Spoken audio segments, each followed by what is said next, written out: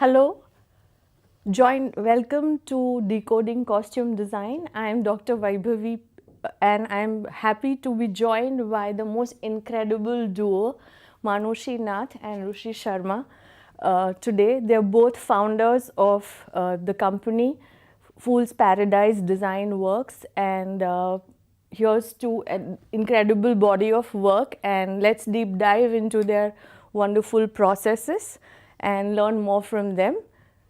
Let's first understand what's the creative process that both of you follow and the incredible characters that you've designed. Byomkesh Bakshy being my most favorite.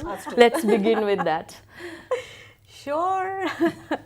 So it's really funny that you say Detective Byomkesh Bakshy because it's our favorite character too. It's one of the most, I think it's the toughest film that we have worked on, and it was a very detailed one too, because I think that's why you find it so beautiful and thrilling, and it was such a cinematic experience for everybody because it was really rooted into very, very deep research. And time period being such, 1943, right in the middle of the World War II, and how we managed to do the research through so much of, I think we became students in that film. Yeah, we became history students. Yeah, we sat in the libraries, like burnt the midnight oil, sat in the libraries through, went through so much of content and lot of papers I think we read, a lot of books to support this research so we could go ahead and make absolutely authentic characters, which were also very beautifully balanced aesthetically. Yes. Like the Detective Byomkesh Bakshy, we became detectives. Yes. Unearthing information Yes. from books Yes. and magazines and photographs. And one of our most interesting part of the journey was actually traveling to Calcutta and talking to people who are octogenarians in their 90s, who actually were alive in that era. Whoa. This we are talking about a research about 10 years back, and they may not be here anymore, but they have left actually a legacy through their stories that they told us. And one of the most interesting stories was talking to an 85-year-old gentleman who remembered his school uniform and the ice cream he used to have on the way back from school. Oh my God. So a lot of things you don't really see in the film. Like this, we're not focusing on an ice cream seller, but a lot of that information that all of us together on the film found through these stories have gone into the film. And I think that is why it is even more close. That it's not just books and research, and of course, which is a very deep dive, it is also personal lived histories that have gone into this film. Absolutely, yeah.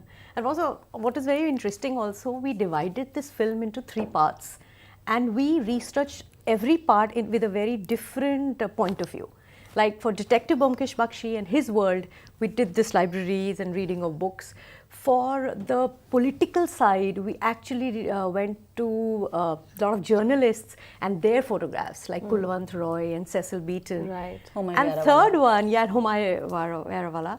And third part was very interesting because that was completely based on French cinema of the time, of 1943s. Right. So I think that really makes it cinematically so beautiful and so apart. When the worlds come together, you can see the contrast. Correct. And through your journey, you've brought in right from Oye Lucky Lucky Oye to Queen and Shanghai, and like such a wide array of work that you've brought in. I'm very intrigued in how you brought in that Delhi girl, the Rani's character in Queen. Would you like to share more about that?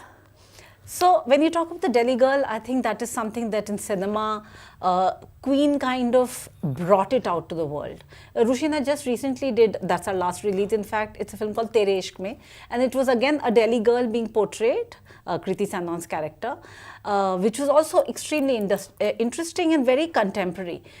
And what is interesting to see is the way time has traveled. A girl from Delhi today, hailing back to a girl of the Queen era who we saw at that point of time. And it was very, when we read Queen, for us it was most interesting that we instantly connected to the script. It was a script which led everything in the story.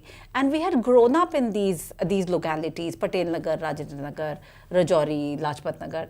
Those were areas that we had seen with our own eyes, we had experienced, we have friends like Rani's character in Queen. So all those memories just came back into this film. And there's a very interesting story that Rushi in fact narrates about Kangana. Yeah, and it's very interesting that we talked about research of Detective Byomkesh Bakshy, and this was a completely different research. This was a research done on the streets and through people's photo albums. Wow. Can you believe it? There was no going into libraries and museum for Queen. There was actually going into, meeting people. We became, we call ourselves anthropologists because that's what we do. We interact with people so much to understand why are they wearing a particular costume in a particular way.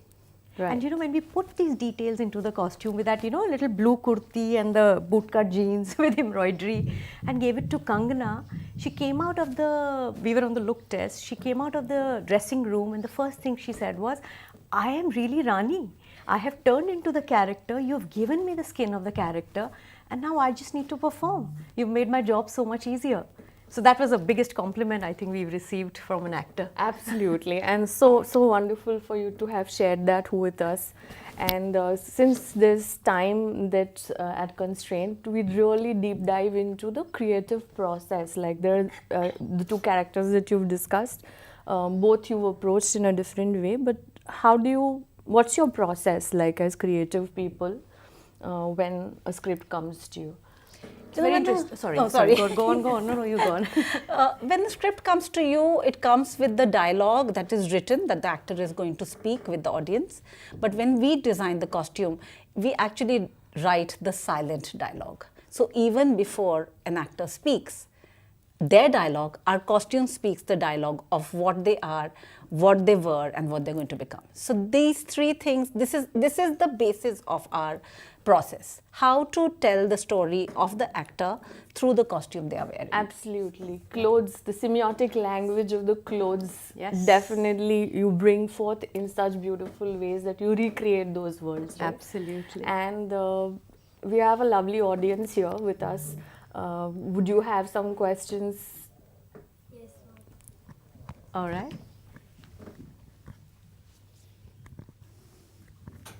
So I wanted to know that how is the creative freedom between the costume designing part and the fashion designing part? Creative freedom. Yeah, what all is the difference and what all we need to do for the fashion designing part and for the other part which is costume designing? Such a lovely question. What a fabulous question. And I'll try to answer it. The basic difference is that in costume, we are constantly chasing the story. Our inspiration or even the mood of the film, everything comes from the story and the emotion the character is feeling. So we are only following the emotion. In fashion, however, you are following the trends. You have the freedom to create anything that you want to. Of course, Manoshi and I constantly believe that even fashion is very political. And if you see any of the ramp shows right now, any of the runway shows, everybody is talking about the politics of the world. And whether it's climate crisis or whether it's the war or whatever's happening in the world, there is that angst which comes into fashion as well. So in a way, you're also telling a story, but you choose to tell the story that you're telling. We have been given a story and that's the parameters we have to stay within, always. Thank you, ma'am. Thank you. So I wanted to ask that what's that is currently trending in costume design today, and also that what as fashion design graduates can we prepare ourselves for the industry, like if we want to pursue costume design? I would like to answer a very simple difference that a fashion design student versus a costume design student. Costume is about cinema. It is about films. So, of course, you need a lot of information about textiles, about textures, about colors when you're doing fashion, which is the biggest strength that a fashion design student has.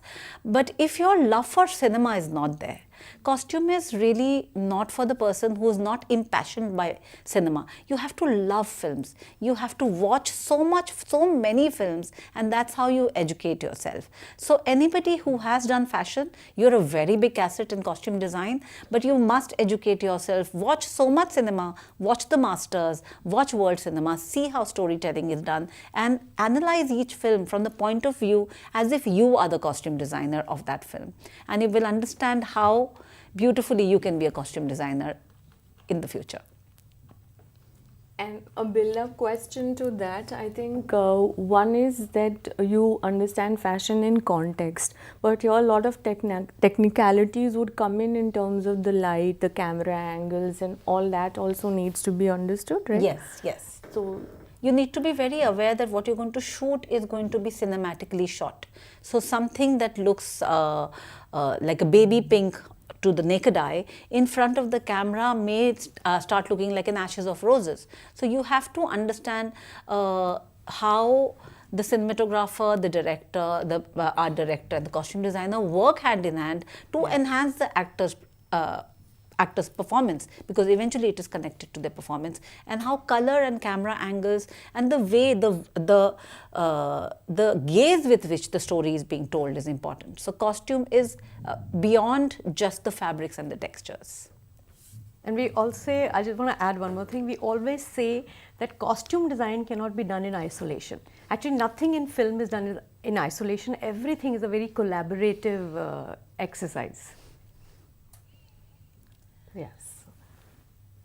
Thank you for sharing that, and I think this has been a great opportunity to get a window into your world and how you create magic.